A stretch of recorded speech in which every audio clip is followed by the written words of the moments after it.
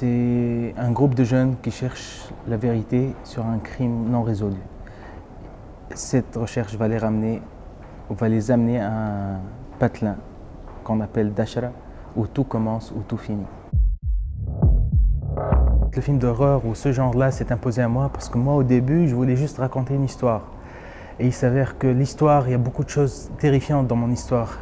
Donc, c'est le genre qui s'est imposé à moi. Mais moi, au début, je voulais juste raconter une histoire tunisienne avec pas de croyances, mais c'est des faits réels, beaucoup de faits réels.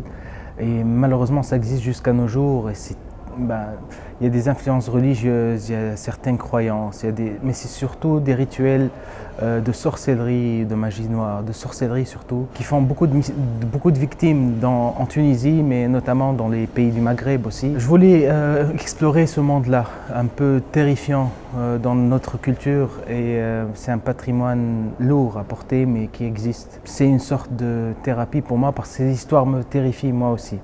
Et surtout, tout ce que j'ai raconté dans le film, c'est des choses que moi, personnellement, me terrifient. Et qu'en Tunisie, lorsqu'on parle de ces choses-là, de ces rituels macabres, comme le couscous des morts, ou les sacrifices d'enfants pour déterrer des soi-disant trésors, ou pour donner des offrandes à un djinn, ou une force maléfique qui protège ces trésors-là, à chaque fois qu'on en parle en famille ou entre amis, le sujet, il plombe un peu l'atmosphère, et c'est des sujets à éviter. On sait que ça existe, mais on ne veut pas en parler parce que on n'a pas réellement de réponse, mais les faits sont là, les crimes sont là, et ça ne date pas de très longtemps. Il y a 2 ans, il y a un enfant qui a été sacrifié, qui a 4 ans, sacrifié pour des raisons très macabres, de sorcellerie, de trucs comme ça, et c'est des crimes qui bouleversent toute l'opinion publique, toute la Tunisie, tout le Maghreb.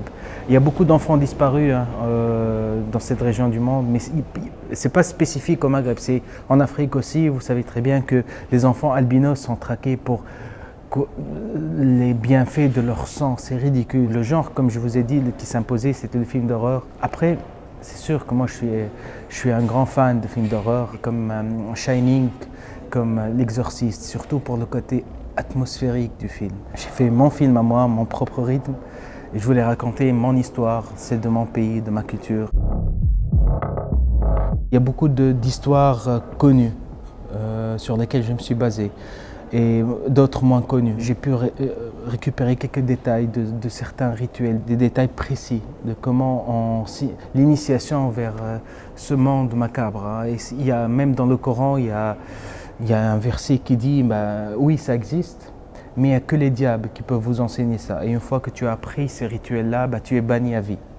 Et ça te suivra avec toi, tes enfants. Et donc, il y a une forte croyance en la sorcellerie dans le monde musulman, parce que c'est écrit dans le Coran. Et on a tendance à croire tout ce qui est écrit dans le Coran. Contrairement à ce que les gens pensent, en Tunisie, on a une très grande liberté de création quand même.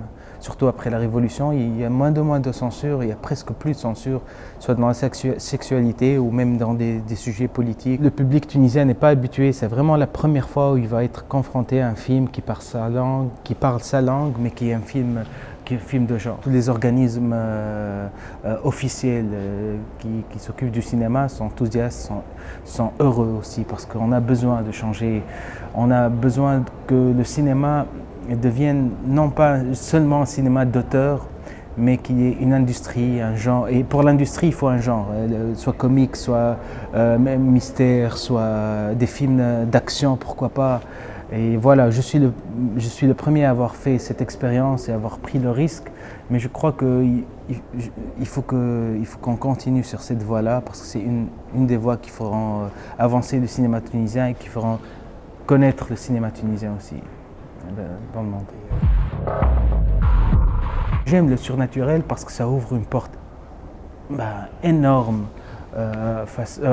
pour ton imagination, et pour un réalisateur ou un auteur, l'imagination, c'est tout ce qu'il a. Tant que c'est inexplicable ou inexpliqué, pour moi, je m'intéresse à ces choses-là. Je crois sincèrement qu'il y a beaucoup de choses qui nous dépassent et qu'on essaye par tous les moyens de trouver une explication, mais il n'y a pas d'explication à certaines choses. Il y a sûrement quelque chose d'autre. J'aime explorer ce côté sombre de l'humain. Les membres de l'équipe, même en connaissant le film et le déroulement du film, ils étaient surpris, agréablement surpris. Certains étaient mal à l'aise à la fin du film. Ça me fait toujours plaisir de les voir comme ça, hein. Mais ça montre que le film fonctionne du moins avec la majorité des personnes. On est en train d'attendre le festival, les journées cinématographiques de Carthage, qui est le plus grand festival tunisien. Et la date de sortie dépendra de la sélection du film. Je suis en train de préparer un nouveau projet complètement différent. C'est un film comique, oui. Étrange peut-être, mais comique. Merci pour cette interview, pour cette chance que le festival me donne aussi de présenter mon film à Paris et à l'Étrange Festival. Et voilà, j'espère revenir avec d'autres projets aussi étranges l'un que l'autre, dans le bon sens, hein.